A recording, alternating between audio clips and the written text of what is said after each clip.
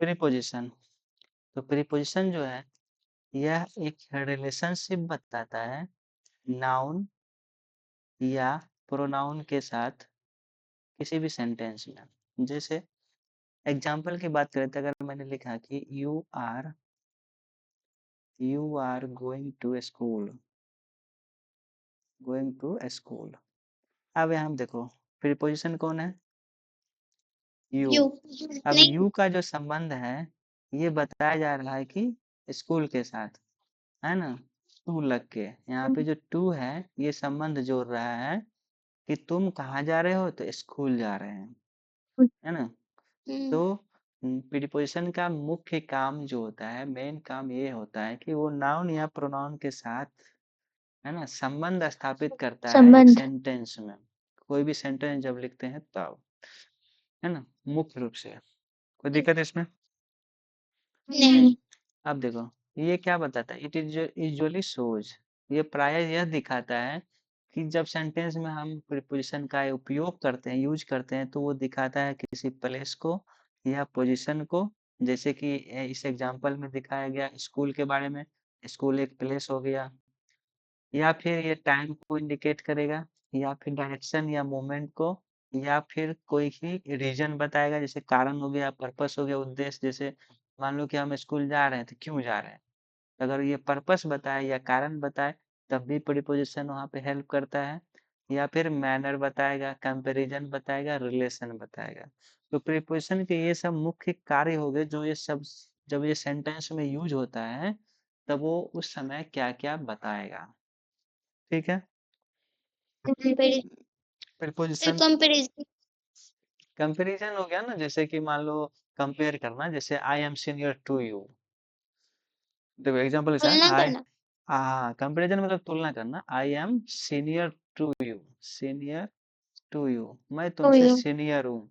यहाँ पर कंपैरिजन हुआ, हमारे और तुम्हारे बीच क्या हो गया, कंपैरिजन। समझ रहे हो ना। तो ये कंपैरिजन जी रिलेशन भी बताएगा, संबंध बताएगा, वो सब एग्जांपल के साथ हम आगे समझेंगे। बेसिकली प्रीपोजिशन का काम क्या होता है ये समझ में आ गया ना।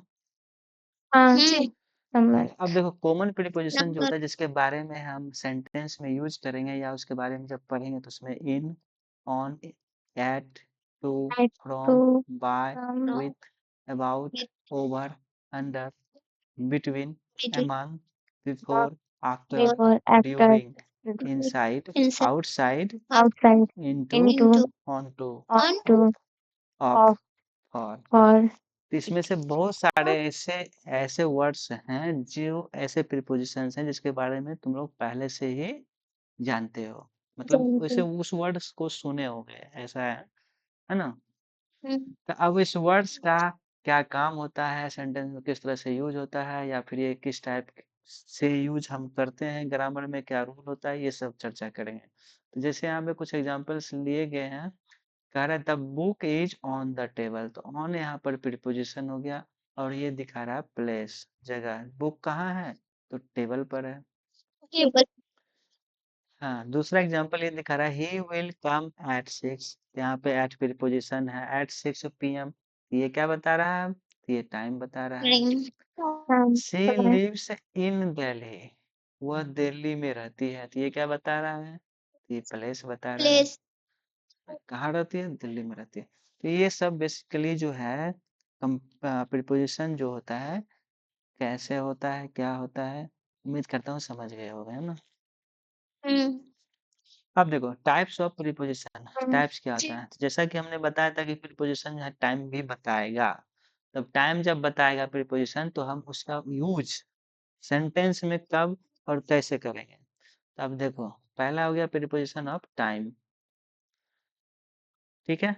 अब प्रीपोजिशन ऑफ टाइम जो है जी वो ये बताएगा कि कोई भी चीज कब हुआ, when, used to show when something happens, कोई भी चीज कब हुआ या कब होगा, टाइम बताएगा, है ना। जैसे वर्ल्ड वॉर 3 होने वाला है, कब होगा, गेस करो कब होगा।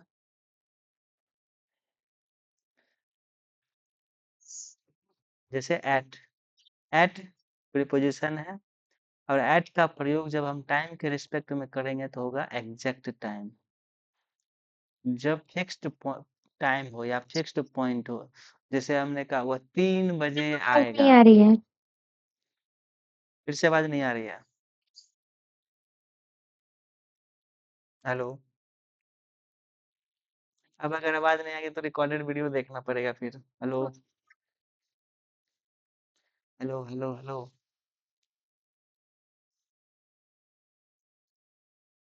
गज़ब हो रहा क्या है। होगा अब?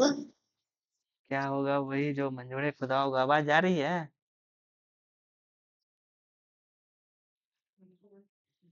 99 बार और प्रैक्टिस करो हो जाएगा।